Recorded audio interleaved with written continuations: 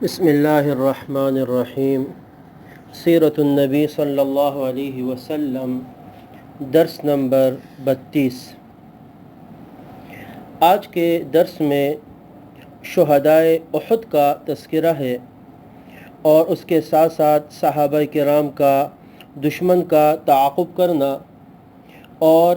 سن 3 ہجری کے چند دیگر واقعات۔ احد میں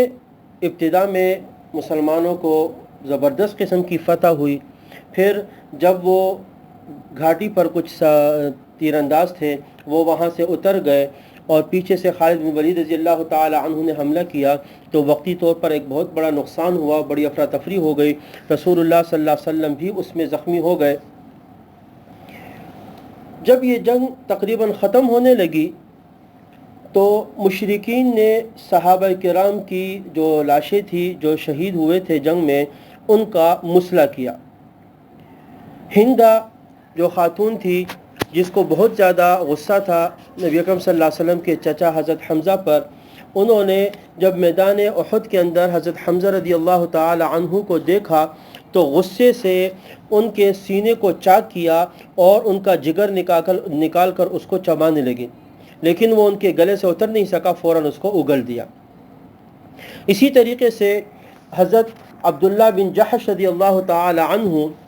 ان کا بھی مسئلہ کیا گیا اور ان کا پیٹ چاک کر دیا گیا اور ان کے ناک اور کان کو کاٹ دیا گیا۔ ان کے بارے میں آتا ہے کہ انہوں نے حضرت سعد بن ابی وقاص رضی اللہ تعالی عنہ کے سامنے اپنی دعا کو ذکر کیا کہ اے اللہ، تجھے تیری قسم کہ میں کل دشمن کا مقابلہ کروں، وہ مجھے قتل کر دے، پھر میرا پیٹ چاک کر دے، میرے ناک کان کاٹ دے، اور پھر جب میں آپ کے پاس آؤں تو آپ مجھ سے پوچھے کہ یہ سب کس کے لیے کیا تھا، تو میں جواب دوں کہ اے اللہ یہ سب تیرے لیے۔ اور جب ان کو دیکھا گیا احد کے میدان میں تو وہ اسی طریقے سے تھے کہ دشمن نے ان کے مسئلہ کیا ہوا تھا، ناک اور کان اور اس کو کاٹ دیا تھا۔ نبی اکرم صلی اللہ علیہ وسلم جنگ کے بعد جب تلاش میں نکلے صحابہ کو دیکھنے کے لیے تو آپ نے حضرت حمزہ رضی اللہ تعالی عنہ جو آپ کے چچا ہے، جب ان کو دیکھا تو ان کا مسئلہ ہوا تھا، سینہ چاک تھا اور ان کے ناک کان وغیرہ کاٹے ہوئے تھے، تو رسول اللہ صلی اللہ علیہ وسلم کی ہچکی بن گئی اور آپ رو پڑے اپنے چچا کو دیکھ کر۔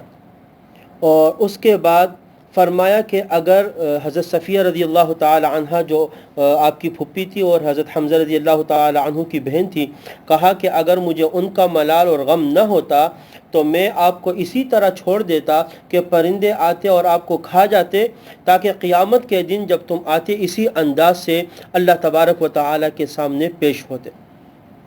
پھر نبی اکرم صلی اللہ علیہ وسلم نے فرمایا، سید الشہداء عند اللہ یوم القیامت حمزہ، قیامت کے دن اللہ کے نزدیک تمام شہیدوں کے سردار حضرت حمزہ رضی اللہ تعالی عنہ ہوں گے،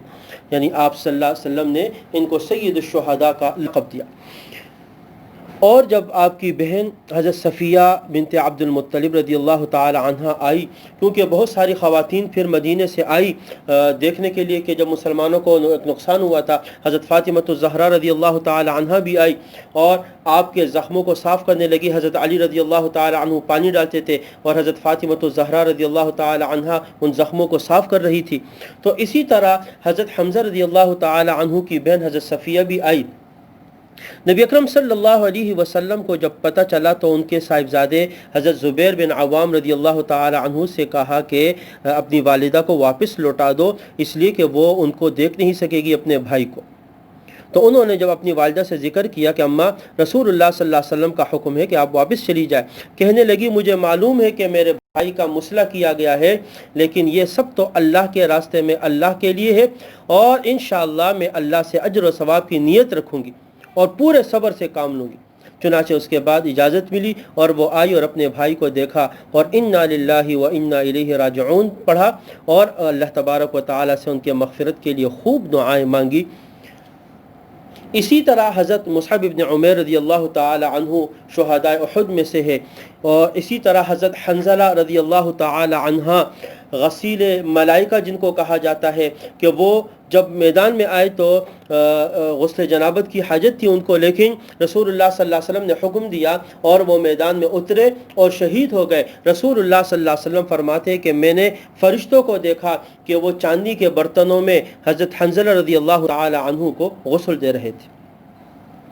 اور پھر جب بعد میں ان شہداء کو کفن دینے کی باری آئی تو حضرت مصعب ابن عمیر رضی اللہ تعالی عنہ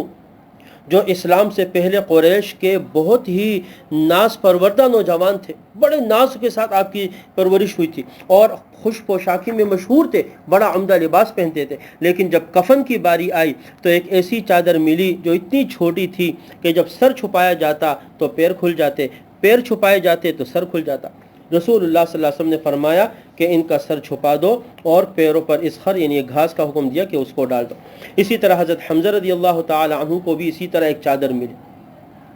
رسول اللہ صلی اللہ علیہ وسلم نے شہداء کے بارے میں حکم دیا کہ دو دو تین تین شہیدوں کو ایک چادر میں کفن دے، اور پھر جو ان میں سے قرآن مجید کا علم زیادہ رکھنے والا ہے اس کو قبلے کی طرف آگے رکھے اور اس کے بعد بقیہ رکھے، اور اسی طریقے سے آپ نے احد کے میدان ہی میں ان کی تدفین فرمائی۔ بعض صحابہ ایسے بھی تھے جو چاہتے تھے کہ اپنے بعض رشتہ داروں کو مدینہ منورہ لے جائیں، لیکن نبی اکرم صلی اللہ علیہ وسلم نے حکم دیا کہ ان سب کے سب کو یہاں پر احد کے میدان ہی میں ان کی تدفین کر دی جائے۔ تدفین کرنے کے بعد پھر رسول اللہ صلی اللہ علیہ وسلم مدینہ منورہ کی طرف واپس آئے۔ صحابہ کرام آپ کے ساتھ تھے، زخموں سے چور چور تھے، لیکن جب وہاں پر پہنچے تو پتہ چلا فجر کی نماز کے بعد کہ مشرکین کا لشکر ابھی گیا نہیں ہے اور کسی مقام پر کھڑا ہوا ہے، اور ابو سفیان نے سوچا کہ مسلمان تو زخمی ہو چکے ہیں تو ہم ادھورا کام چھوڑ کے کیوں واپس جا رہے ہیں، پورا کیوں نہ کر دے کہ ان کو ختم ہی کر دے۔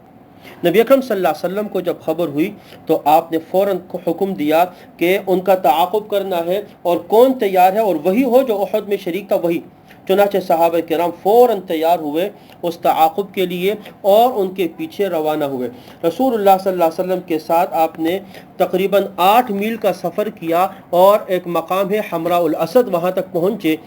اور رسول اللہ صلی اللہ علیہ وسلم بھی ساتھ تھے۔ تو جب مکے کے لوگوں کو پتہ چلا تو وہ فوراً وہاں سے بھاگ کے واپس چلے گئے اور انہوں نے جنگ نہیں لڑی۔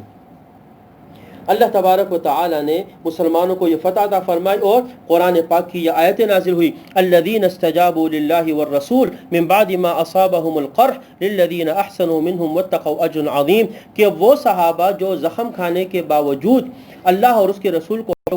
حکم کو انہوں نے قبول کیا، اور یہ ان لوگوں میں سے ہے جو نیکوکار اور پرہیزگار ہے۔ اور آگے اللہ فرماتے کہ انہوں نے کہا حسبنا اللہ ونعم الوکیل، اللہ ہی ہمارے لیے کافی ہے، بہترین کارساز ہے، اور اس کے بعد پھر وہ مدینے کی طرف واپس لوٹ آئے۔ تو یہ احد کا معرکہ تھا جو اس موقع پر پیش آیا۔ اس سال جو مزید اس کے علاوہ دیگر واقعات ہیں ان میں سے جو سیرت کی کتابوں میں ملتے ہیں کہ اسی سال وراثت کے قانون نازل ہوئے جو وصیت کے احکام ہیں، اسی طرح نکاح کے متعلق احکام آئے کہ مشرکہ عورت یا مشرک مرد کے ساتھ نکاح جائز تھا، لیکن قرآن پاک میں اب مشرک کے ساتھ نکاح کی حرمت کا حکم آیا۔ اسی طریقے سے حضرت فاطمہ الزہرا رضی اللہ تعالی عنہ کے ہاں حضرت حسن رضی اللہ تعالی عنہ کی ولادت ہوئی۔ نبی اکرم صلی اللہ علیہ وسلم نے حضرت عمر فاروق رضی اللہ تعالی عنہ کی بیٹی حضرت حفصہ رضی اللہ تعالی عنہا کہ جن کے شوہر حضرت بدر میں شہید ہوئے تھے، ان کی حضرت حفصہ رضی اللہ تعالی عنہ بیوہ تھی، آپ نے ان کے ساتھ نکاح کیا، اور یہ سن 3 ہجری کے دیگر واقعات ہیں۔ اس کے بعد آگے جو سیرت کا حصہ ہے انشاءاللہ تعالی اگلے درس میں۔ وآخر دعوانا ان الحمد للہ رب العالمین۔